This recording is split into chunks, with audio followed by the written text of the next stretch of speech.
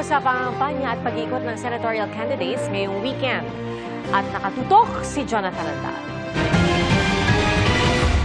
Dumalo sa pagtitipon sa Malate, Maynila kanina si Attorney Jimmy Bondoc, pati sina Attorney J.V. Hinlo, Attorney Raul Lambino at Philip Salvador.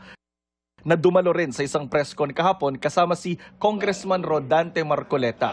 Nagpunta rin sa Maynila pati sa Quezon City sina Senador Bato de la Rosa at Senador Bongo. Nasa Hong Kong naman sina Congresswoman Arlene Brosas, Teddy Casino at Liza Masa. Nagpunta sa book launch si Gringo Honasan. Si Senadora Amy Marcos nasa Alaminos, Pangasinan kanina at sa Batangas kahapon. Dumalo sa motorcade rally si Jerome Adonis. Patuloy naming sinusundan ang kampanya ng mga tumatakbong senador sa eleksyon 2025. Para sa GMA Integrated News, Jonathan Andal, nakatutok 24 oras.